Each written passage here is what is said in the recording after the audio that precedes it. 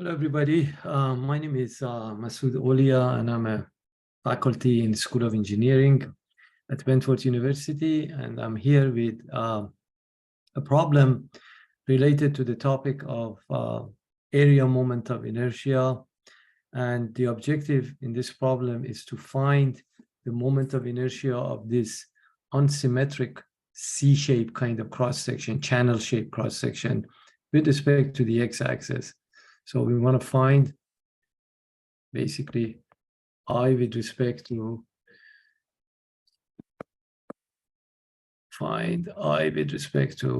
x-axis. Okay, so how do we do this? So before actually I show you how this is done, there are two important formulas I have to show you to be able to do this. So one is actually the formula that we need for figuring out the moment of inertia of a rectangular cross-section with the base of B or the width of B and a depth of H. So if you have an axis which passes through the centroid of this, I with respect to this axis, horizontal axis, and that's usually called I bar because it's a centroidal axis, 112 BH cubed. So this is a typical formula. Well, basically it's a formula for the moment of inertia of a rectangular cross-section, which you can find it in any table for moment of inertia. And the other formula that we need to talk about, guys, is known as the parallel axis. Well, it's based on a parallel axis theorem. And basically, it says that if you have the moment of inertia with respect to, for an area, cross-sectional area, with respect to its centroidal axis, so this could be calculated or it's given to you. And then let's say you want to find the moment of inertia now with respect to another axis, say with respect to the axis that is parallel to that. So I bar is given or you calculate it, and then I is unknown. And the distance between these two axes, parallel axes, is d. So the theorem says you want to find I, you need to use I bar, and then add to it the product of area times square. So this equation is very useful in for the typical calculation for moment of inertia, especially when you have unsymmetric cross sections, and in particular for this problem. So let's go ahead and find the moment of inertia now with respect to x-axis here. So the way we're going to do this is to actually break this guy into 3 segments. So you can break this any way you like. So I'm going to call this segment 1. Then I'm going to call this, maybe I use red, this segment 2. Okay. And then I'll go back to black and I call this piece segment 3. So again, how you break this, it's entirely up to you. You can even subtract pieces from one another. So if for each of these segments, if I'm able to find moment of inertia with respect to the x-axis, then I would add them together, and that would be total moment of inertia.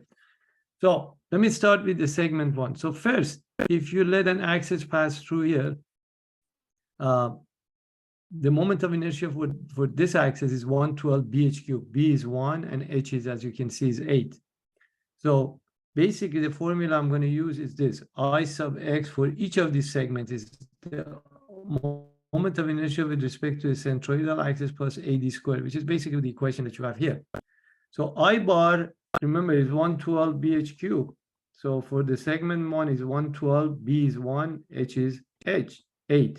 And then the area is 8 by 1, 8 inches squared. And the distance is what?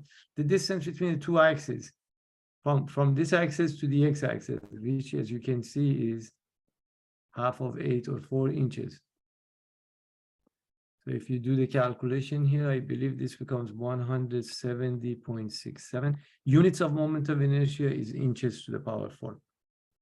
Okay, let's do the same thing for the second segment. So the same formula. Now remember, I want to find first I with respect to this axis, which is 112. But look at B now. B is 8, right? And H is 1. Kind of the opposite of what I had here.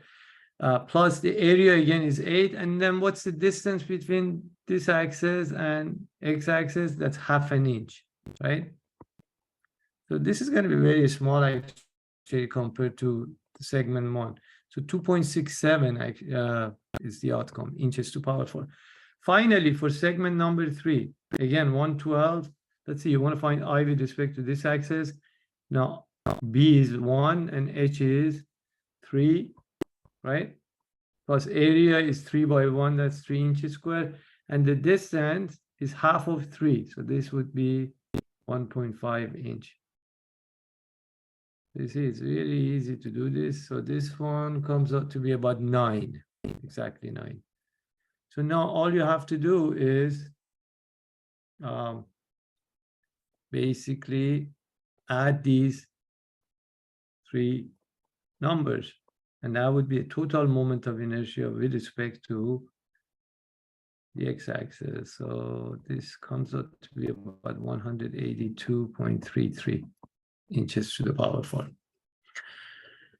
So I hope you enjoyed this video. As always, I'd appreciate if you like the video, subscribe to my channel, and I'll be coming every week, hopefully, with different topics, different subjects, dynamics, statics, mechanics of materials, vibration, system dynamics. So have a good day, and I'll see you soon.